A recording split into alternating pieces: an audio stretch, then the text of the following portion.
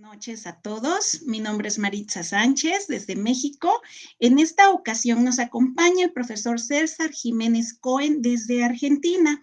Tenemos el agrado de contar con un experto en neurolingüística.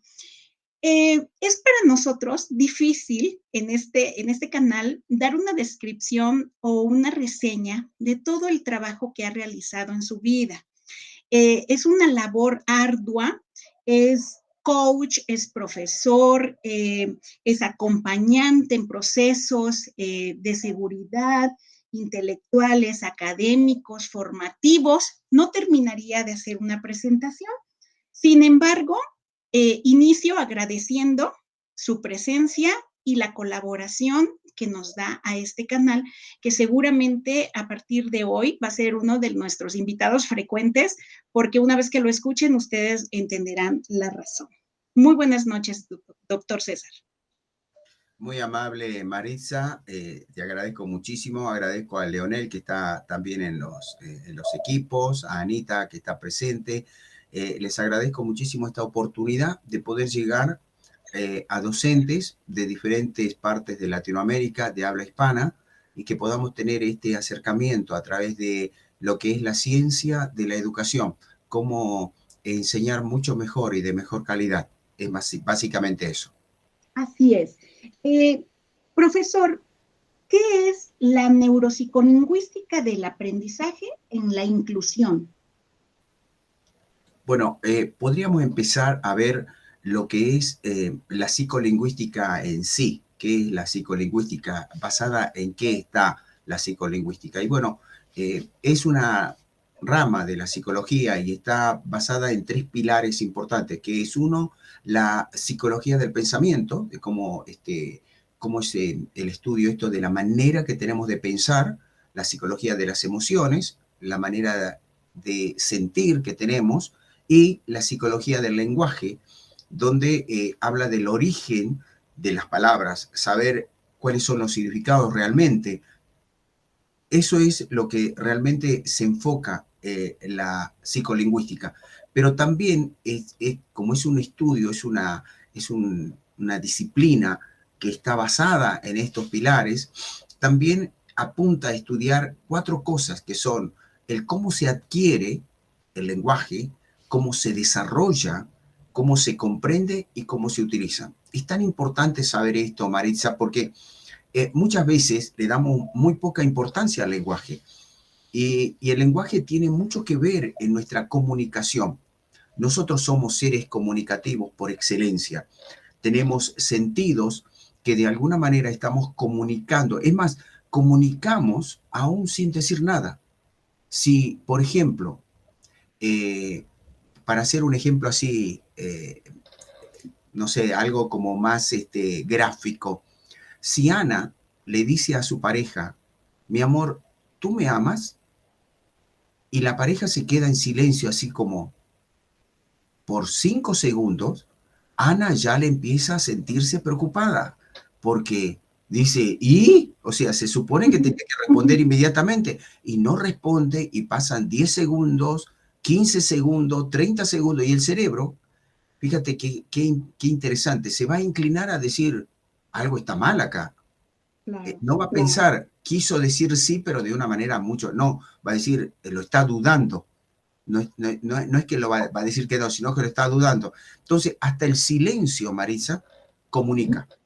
Cuando no lo sabemos usar correctamente, nosotros, entonces, las palabras tienen mucho que ver en esto de la comunicación, juntamente con lo que es el lenguaje paraverbal, que es la manera con que yo digo las cosas, y el lenguaje no verbal, que es cómo yo con mi cuerpo acompaño esa palabra. No es lo mismo decir te amo como decir te amo.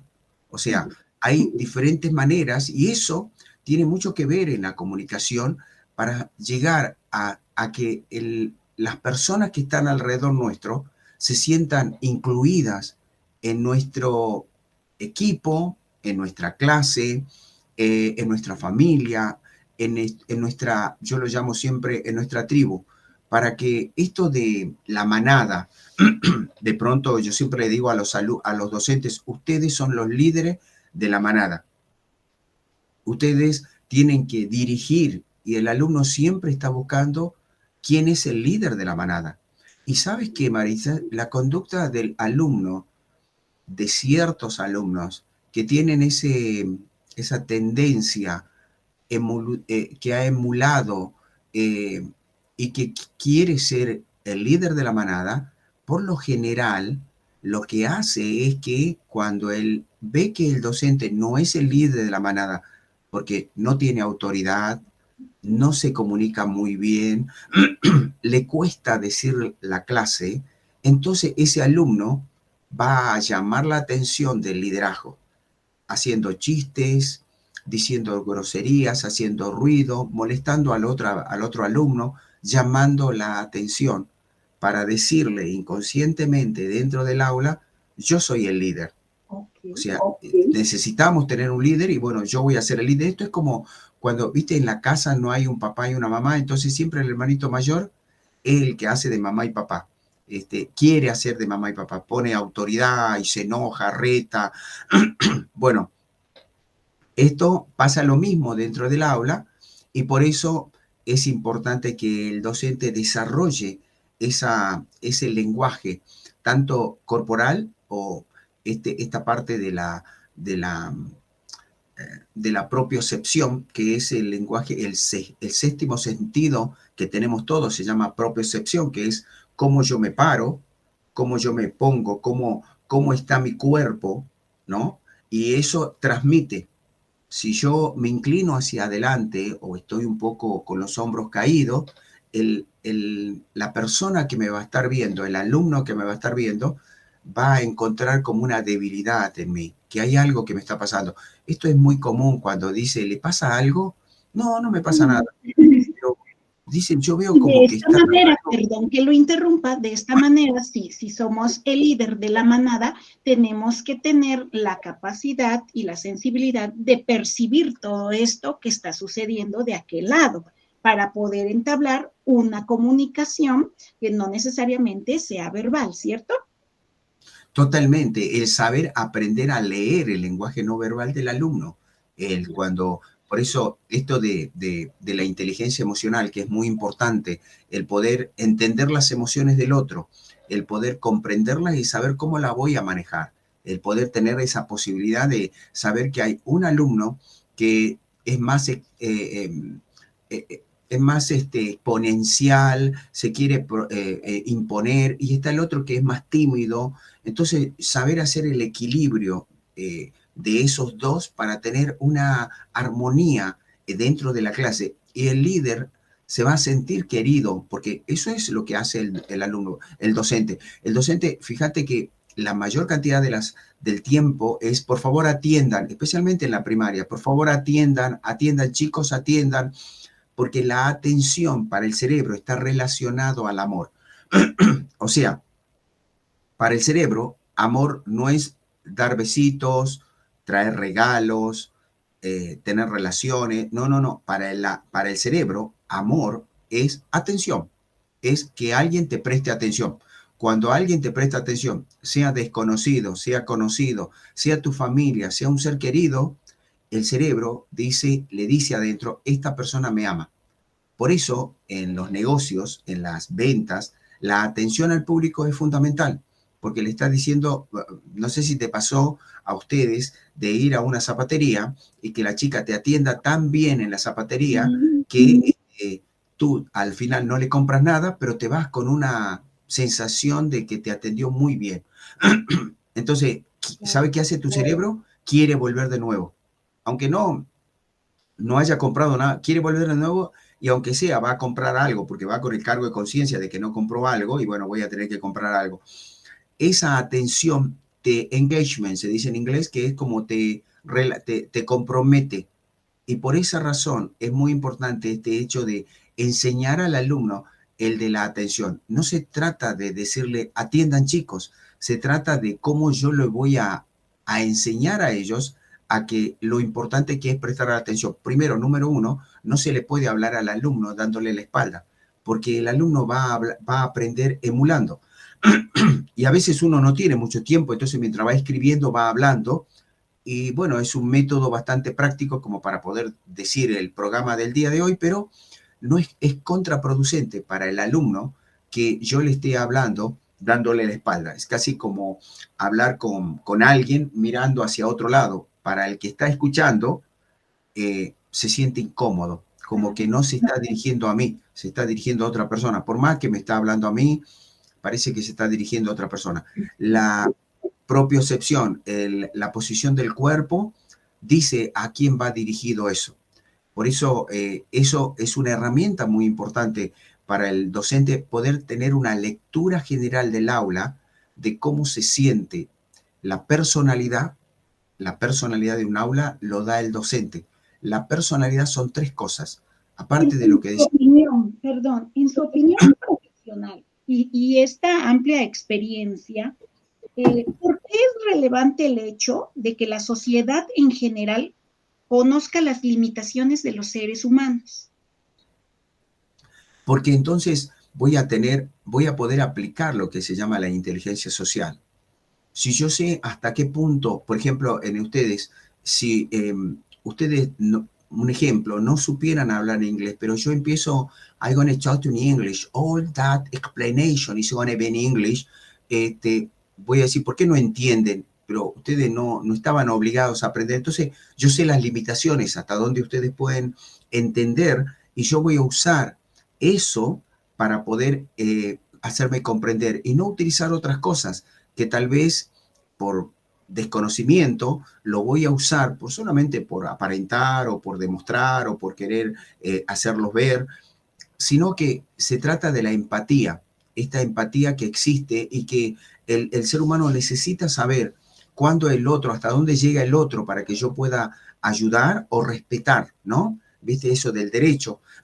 Hasta acá empieza, bueno, yo voy a ayudar o respetar. Si la persona no puede, bueno, yo lo voy a ser solidaria. Esto se debe aplicar mucho dentro del aula. Volver a enseñar lo que se llama la solidaridad dentro del aula, de que el docente, cómo va a hacer con su equipo, con su manada, con sus pollitos, porque aún los animales deja el resto y va detrás del pollito que se perdió para poderlo llevar al redil. Entonces, si los animales tienen esta conducta instintiva, inconsciente y natural, imagínense en el cerebro del docente, el poder crear un equipo dentro del aula y saber las capacidades y las limitaciones que tienen ciertos alumnos es importante para tener una buena comunicación.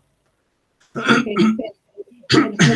Entonces, dentro de una escuela, sin considerar un nivel específico educativo, ¿cómo se debe promover la inclusión? ¿Qué sugerencia nos puede usted dar? Yo creo que es importante esto de la inclusión porque te hace sentir de pertenencia. Mira, el cerebro, según la neurociencia, mata por dos cosas. Mata por reconocimiento y por pertenecer. Esas dos cosas el cerebro hace de todo. Esto se descubrió hace varios años atrás, cuando Napoleón Bonaparte iba a la guerra, se dio cuenta que sus oficiales se peleaban para ir al frente y dirigir, o sea, ir al frente de la batalla. Lo que pasaba es que los que iban al frente de la batalla eran los primeros que morían. Entonces, Napoleón no entendía por qué ellos querían morir prácticamente, pero los oficiales nobles siempre peleaban y querían ir. Y entre las investigaciones que hizo Napoleón con sus oficiales jefes, era que siempre que volvían de la batalla, Napoleón, a los que sobrevivían, si esa batalla había sido ganada, a cada uno de los oficiales nobles, solamente a los nobles que iban adelante como punta de lanza, se les entregaba un reconocimiento, una medallita. Habían algunos que tenían varias, y entonces el cerebro hace cualquier cosa por el reconocimiento. No les subía el sueldo, no les daba un mejor posición, no lo subía de jerarquía, simplemente les daba un reconocimiento, y ahí se dieron cuenta de que ese reconocimiento los movía aún para arriesgar su vida.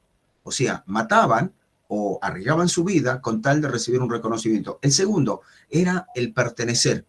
El cerebro necesita pertenecer, necesita ser la Asociación de Profesores Unidos de Latinoamérica, el grupo de asociados de, no sé, del Rotary Club de México, etcétera. Necesitamos, por eso formamos países, porque somos latinoamericanos, somos argentinos, somos uruguayos, somos, o sea, tenemos que tener esa identidad de ese grupo de manada, porque ese grupo de manada para muchos de alguna manera nos da esa identidad, esa cultura y todo lo demás que nos representa. Entonces, si esto es así, dentro de la inclusión también existe esa misma conducta. Y en el aula es importante porque cuando un alumno se siente desplazado y el líder de la manada no procura hacer que ese alumno sea aceptado, porque ese es el trabajo del docente, no es solamente enseñar, sino su materia, sino enseñarles a cómo se deben comportar para poderse unir como manada, es el trabajo que también va de la mano de la enseñanza. Por eso la inclusión dentro de lo que es la enseñanza es importante. Muy bien, muy bien. ¿Qué consejo le podría usted proporcionar a quienes en este momento están enfrentando alguna condición diferente? Bueno, el sentirse diferente no es solamente por una condición, es por una manera de pensar. Yo tengo alumnos en la universidad donde ya se sienten, son muy capaces, muy inteligentes,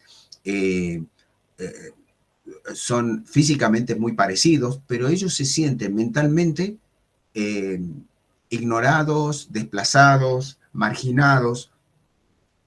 Es más, hoy justamente, en la mañana me escribió un alumno que ya se recibió, es abogado, y me dijo que él todavía está soñando en la primaria y en la universidad. Todavía tiene sueños así como flashes.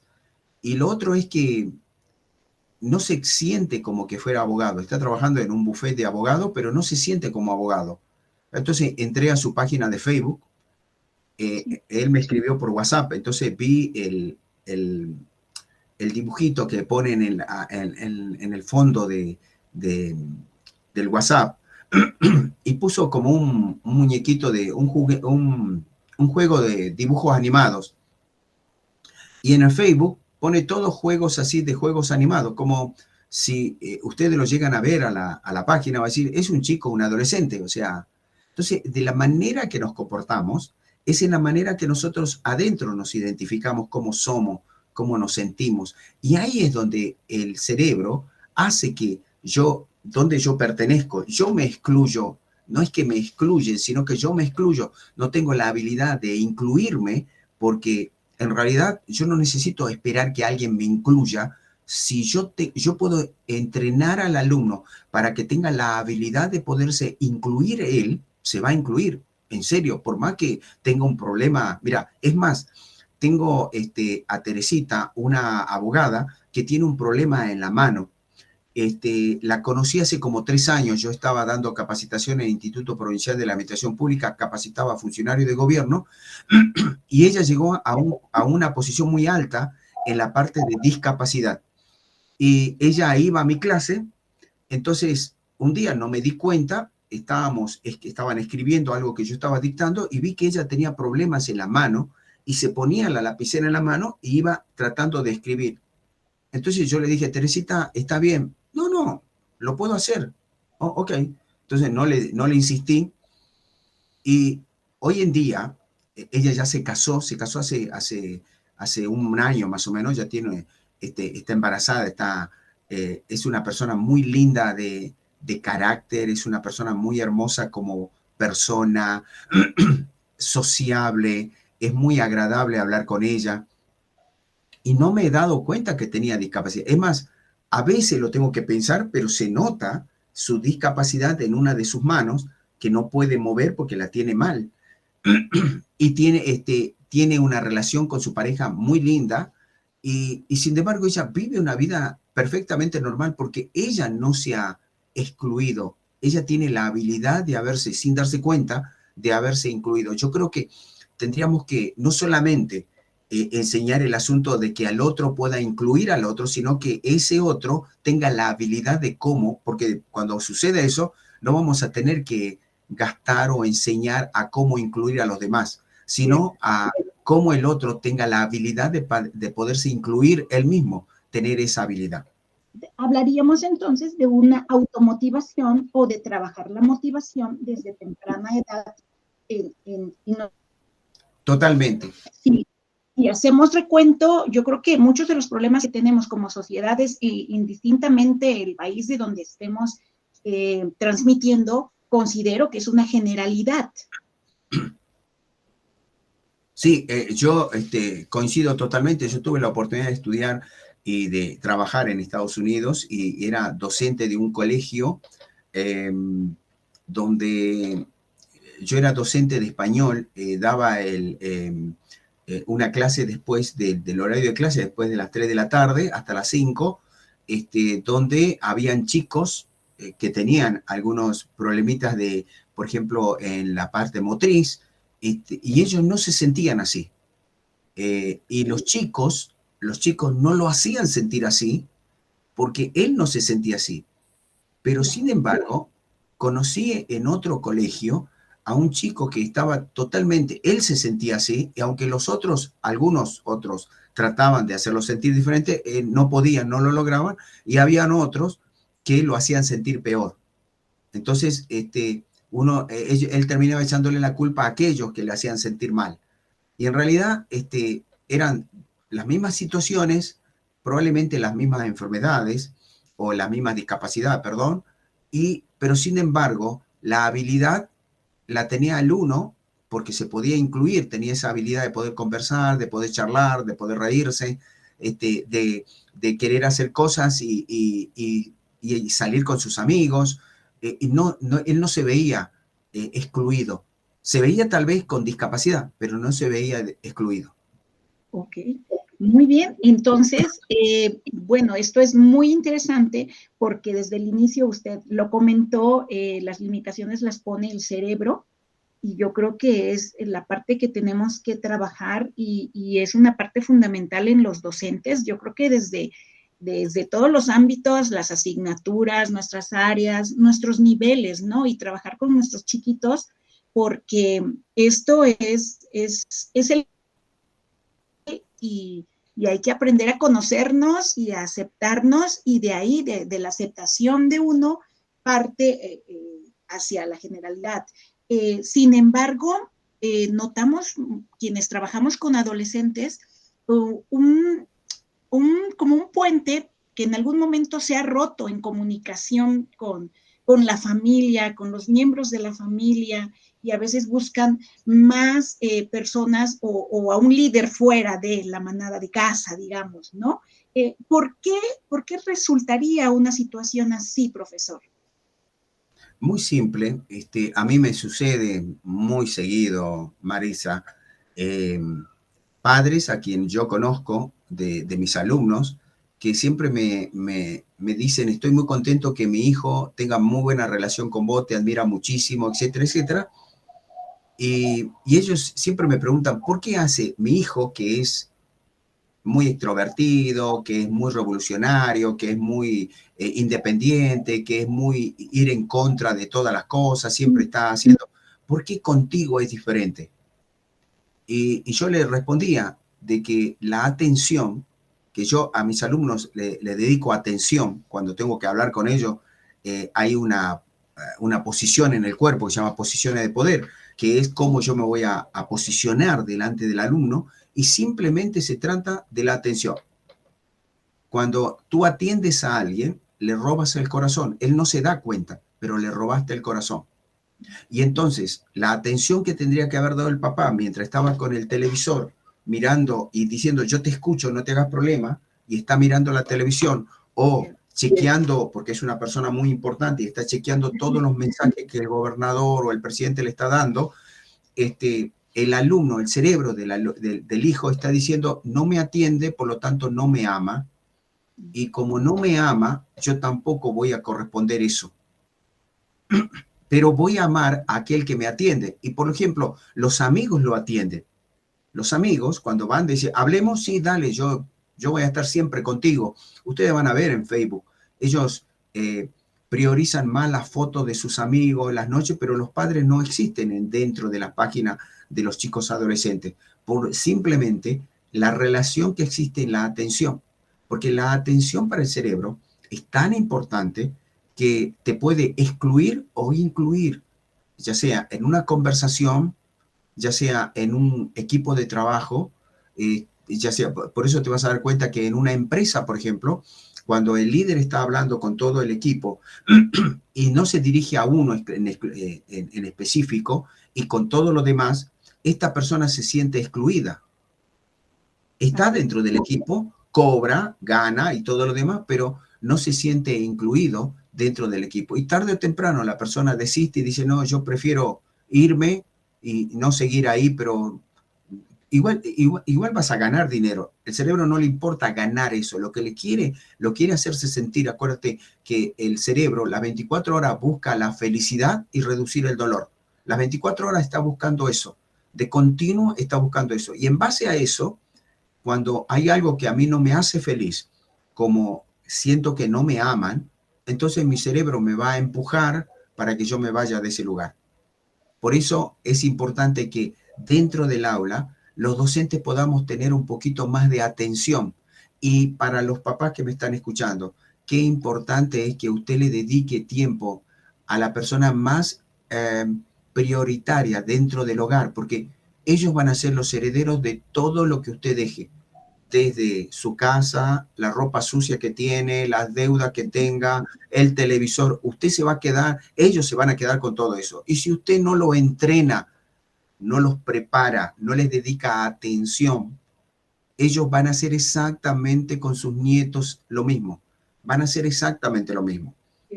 Y por eso es que es muy importante el hecho, acuérdense, el lóbulo frontal madura después de la segunda década, después de los 22 años, en las mujeres 23 años, en los hombres un poquito más. Siempre que comento esto, mis alumnos, y siempre les pregunto, ¿sabía que el cerebro madura después de la segunda década, más o menos en las mujeres en los 23 y en los hombres, cuánto creen?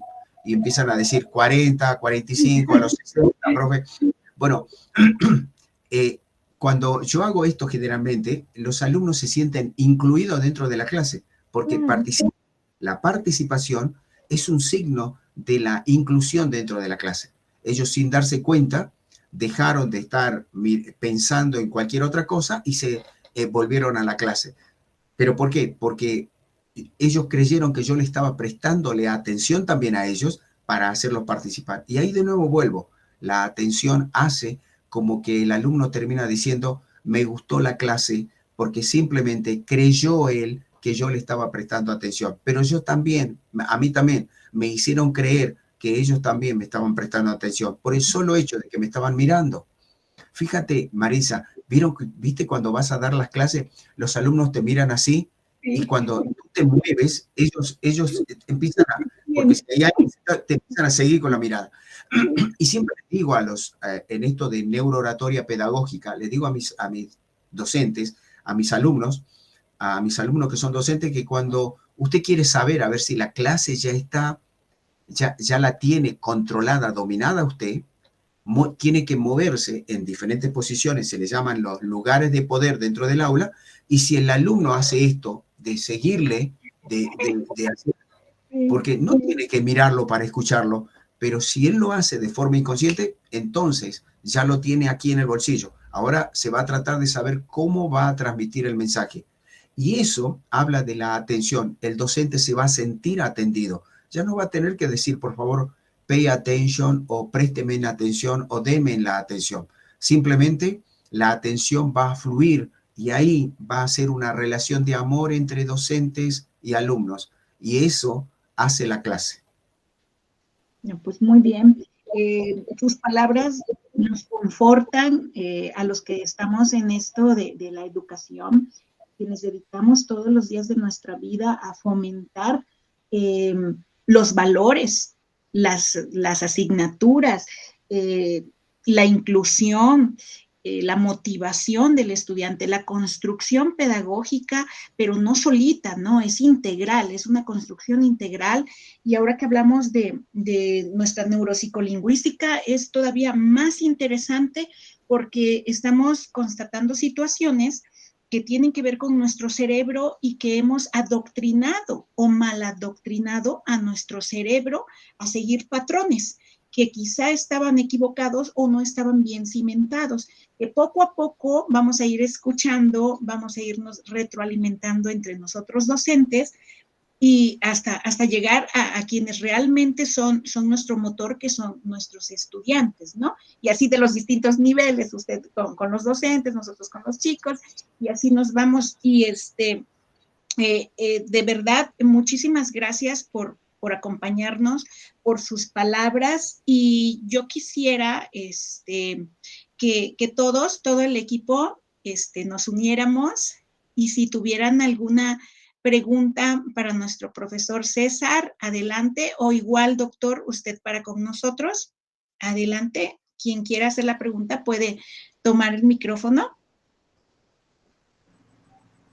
María Isabel César. ¿Cómo está, María Isabel? Bien.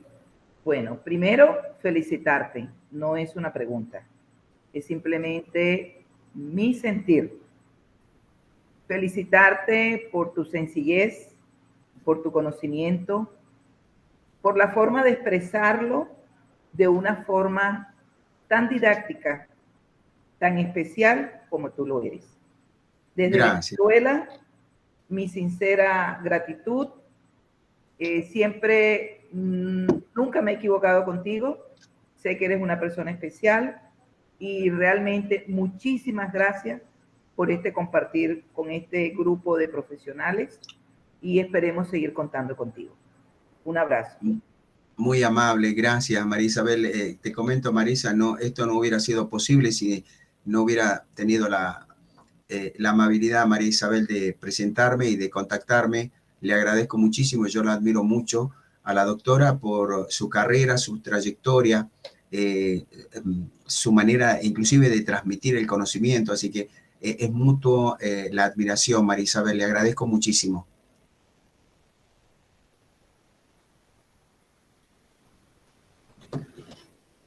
Bueno, yo... Perdón, doctor, yo quizá no tanto va a ser una pregunta, sino ratificando cuando nos pusimos de acuerdo en cómo íbamos a realizar las entrevistas o los conversatorios con nuestros invitados, hablábamos de que tenía que ser interactivo, precisamente por esta parte, ¿verdad? Que lo hace tan interesante para el cerebro y la parte de demostrar el interés que como, llamémosle como entrevistadora, en este caso Maritza, que es nuestra entrevistadora, está realizando. Porque entonces yo creo que usted pudo ver la cara de todos, de así, escuchándolo, ratificando algunas cuestiones y aprendiendo otras. Les soy sincera que yo ya inicio con mis estudiantes la próxima semana y parte de lo que usted dijo, pues aplicarlo, ¿verdad? Entonces, no cabe duda, tal como dijimos, que este iba a ser un gran agasajo de aprendizajes. Y no nos equivocamos. Gracias, María Isabel, por habernos propuesto al doctor. Y sabemos que no va a ser la única vez, sino que lo vamos a tener más veces por acá. Pero quiero que sepa que de verdad estuvimos interesantísimos, así viéndolo, escuchándolo y tratando de que el cerebro captara todo lo que se pudiera para poner en práctica. Así que gracias, doctor.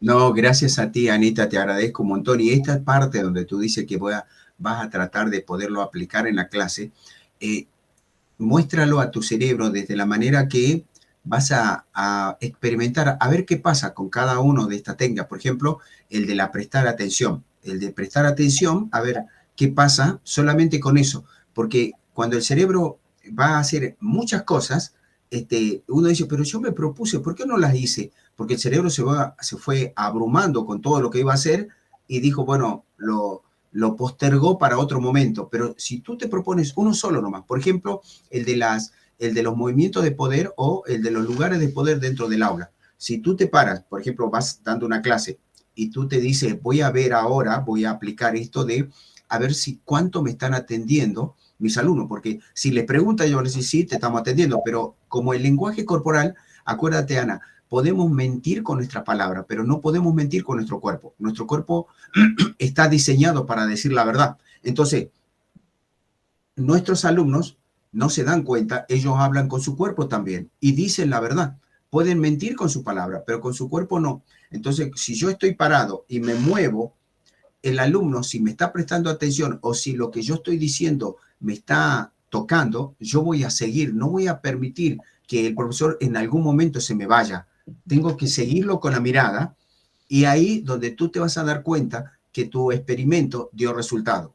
Y tu cerebro va a recibir una dosis de dopamina, que es la recompensa por haber hecho algo, y por lo tanto va a querer volver a repetir de nuevo lo mismo, tratando de llegar, por ejemplo, en otra parte, por ejemplo, en la parte de cuando a un alumno te habla, solamente si te acercas y te inclinas levemente hacia y mirándole a los ojos, el alumno va a creer, o sea, el cerebro del alumno va a leer y va a creer que tú lo amas. Y entonces él va a sentir el engagement, el compromiso de amar tu clase, de amar lo que tú haces, inevitablemente. Porque es así, el cerebro, nosotros somos seres de amor, necesitamos que nos amen, necesitamos que nos reconozcan, y ahí te vas a dar cuenta que puedes utilizar inclusive la técnica del reconocimiento dentro del aula, cuando ves a un alumno que está un poco bajoneado, y cuando ves alguna virtud que tenga, decirle, señor, póngase de pie, me encantó su manera de reírse, por ejemplo. Pero reírse, no, bueno, me encantó, le felicito en serio, usted tiene no sé, algo muy especial para reírse, así que felicitaciones. A ver, seguimos la clase. Sí, pero esto le pasó a Hillary Clinton. Hillary Clinton, cuando yo estaba en Estados Unidos, esto está escrito en un libro de la vida de ella, donde ella decía de que una vez entró a clase tarde, llegó tarde, ella vivía en Chicago, en las orillas de Chicago, llegó tarde a clase, y la señorita, la maestra le dijo, Hillary, stand up. You know what? You're going to be the great person in this country. Le dijo, ¿sabes qué? Ponte de pie. Vas a ser una gran persona en este país. Tú vas a marcar, vas a ser una referente en este país. Y Hillary se quedó así como, imagínate, era rubiecita, con pecas, con dos colitas aquí, estando así, todo el mundo la miraba y dice, ¿por qué le dijo eso a Hillary? Y después le dijo que se sentara y siguió la clase. A partir de ese momento, tenía 8 años, Hillary cambió su vida porque se dedicó a la política, primero a un periódico que tenía el colegio, y después a la política, y así cambió y se relacionó con otra persona que estaba en política y se casaron y llegaron a la Casa Blanca.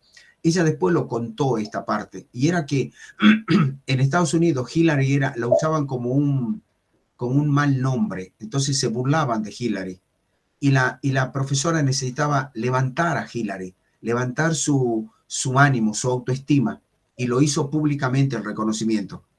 Y cuando se lo hizo, Hillary se sintió empoderada y a partir de ese momento cambió su manera de pensar. Era la misma Hillary, pero con diferente manera de pensar. Ya se había incluido. Antes había sido una excluida, una niñita fea excluida, para que luego, por la palabra que dio la docente, le cambió su vida. Uh-huh. Definitivamente, gracias, doctor. Gracias a ti, Anita. Marisa, muy amable. Ahí veo a Ana Mendieta, que es mi Ana compañera. Mendieta, creo que quiere hablar. Sí, adelante, Ana. Sí, ¿cómo estás? ¿Cómo le va, César? La verdad que, bueno, escuchaba y también me encontraba en el momento de un aula, ¿no? Cuando nosotros los docentes planteamos todas estas situaciones que acaba de decir. Y hay muchos docentes, yo también a veces me incluyo, porque cada vez que uno entra al aula, lo primero que dice, bueno, es como que entramos a una guerra, a ver si ganamos o salimos a media o tenemos que volver a intentar, porque es verdad, cada vez que ingresamos al aula es un desafío nuevo. Y toda la estrategia que uno tiene que aplicar para poder atrapar a los alumnos. Hoy por hoy, ellos inmersos en el uso de las tecnologías.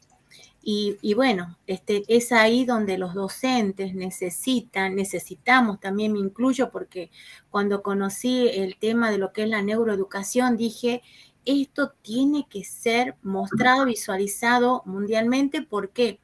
Yo cuando tuve mi primer taller de neuroeducación fue hace más de 6 años, pero no veo que se promueva mucho esto y es importantísimo porque hoy por hoy el docente a veces está en el aula y está como perdido en el sentido de cómo llego al alumno.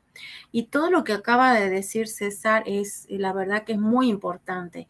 Y lo importante es seguir con esto, ¿no? Yo la verdad que lo invito, no sé, también a mis compañeras.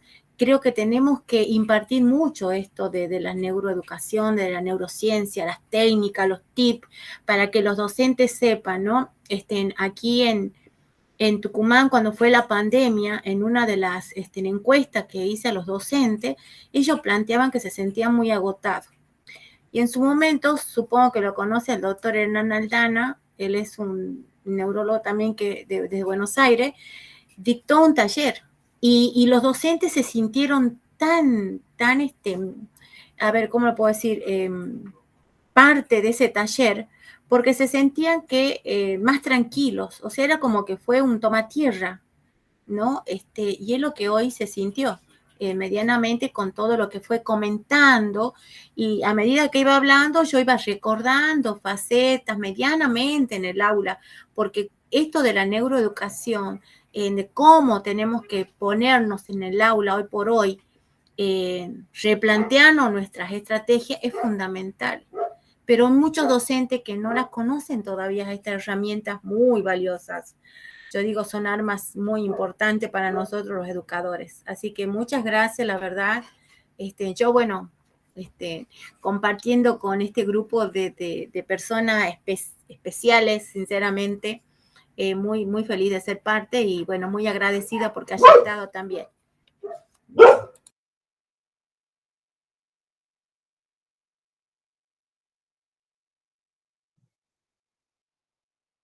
Ya no lo escuchamos, doctor. Ahí está. Sí, no, le agradecía muchísimo a Anita porque aquí en Argentina es muy reconocida, yo la he visto en muchos eventos a nivel internacional, y bueno, volviendo a esa partecita de que a veces parecería esta creencia de que entrar a clase es casi como ir a la guerra porque son dos bandos. El doctor Rosenthal, en un experimento que hizo, hablaba de lo importante que es la mirada que debe tener el docente para con el alumno. Por lo tanto, lo que hizo fue hacerles creer a los docentes de que los alumnos tenían un coeficiente intelectual altísimo y eran superdotados. Todos esos alumnos eran superdotados. Y estos docentes se tenían que encargar durante un año, darles la clase y enseñarles su materia durante todo ese periodo.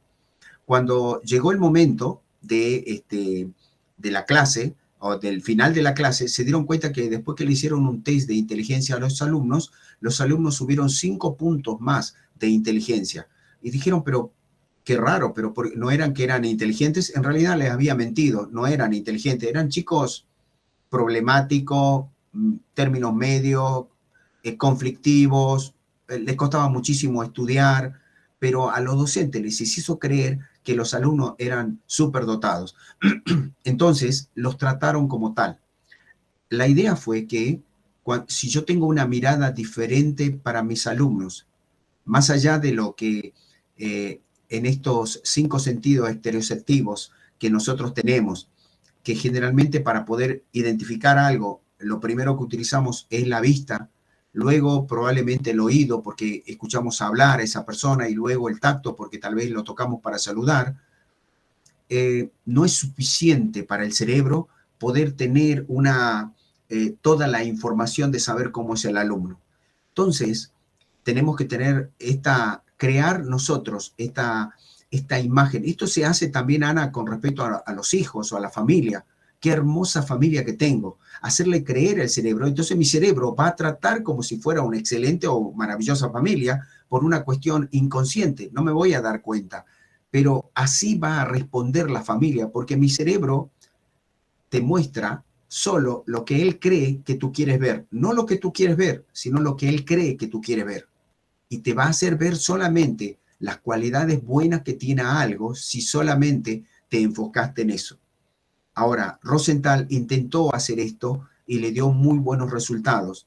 Por eso yo creo que en la clase es cambiar nuestro paradigma, nuestra manera de pensar, de poder, porque cuando yo me incluyo, para mí en Estados Unidos era muy traumático ir a clase todos los días, porque yo era hispano, eran todos blancos y yo me sentía, para colmo era el único docente hispano en ese lugar, entonces yo caminaba y veía mi cabecita negra por todas partes, decía, ahí está el profe, me identificaban rápido. Entonces yo me sentía excluido, ellos no me excluían nunca. Ellos, es más, sabía que cuando fue el día del maestro, los alumnos se acercaron a darme algo, como un regalo, y uno de mis alumnos me dijo, me gusta mucho su color de piel. Y yo me quedé, ah, sí, sí, oh, gracias, dije, y me quedé pensando, y después otro alumno me dijo, sí, no, me gusta mucho su color de piel. Y yo me excluía con mi color de piel. Entonces, era yo y no eran ellos. Entonces, tuve que cambiar mi manera de pensar para poderme sentir incluido en un equipo, en un grupo y sentirme el líder de la manada. Y ahí donde ya dejó de ser un trauma ir a clase. Me encantaba, no veía las horas, me preparaba todo. Yo trabajaba en otro lugar, pero para mí era importante ir a mi clase y ver a mis alumnos, verlos cómo se estaba. Y si faltaba alguno, me preocupaba, ya inconscientemente me preocupaba. Por eso yo creo que tenemos que cambiar nuestra manera de pensar lentamente. Y estas herramientas hacen que, primeramente, yo cambie mi manera de pensar y ahí voy a poder usar sabiamente todas las herramientas. Porque si yo todavía es como un carnicero que tiene una manera de trabajar con cuchillo y lo llevan a un taller mecánico y le dan una pinza, él va a seguir utilizándola como para cortar y no es para cortar. Entonces, cambiar primero la manera de pensar nos hace más productivo a la hora de utilizar las herramientas que nosotros podamos adquirir. Así que les agradezco infinitamente. Gracias, Leonel, porque está encargado de la grabación. Marisa, muy amable. Le agradezco muchísimo esta participación que me da, este espacio que me da para poder compartir este conocimiento. Gracias a usted. Adelante, Leo. Pues nada, solo agradecer, digo, ha sido bastante interesante, de hecho, más que para padres, es para docentes, esto me parece mucho más interesante, ¿no? Sin excluir, por supuesto, a los papás. Me gusta la manera como explicas que estás haciendo, yo tengo ganas de hacer un congreso e invitarte, pero ya lo haremos, esperemos para el aniversario del canal.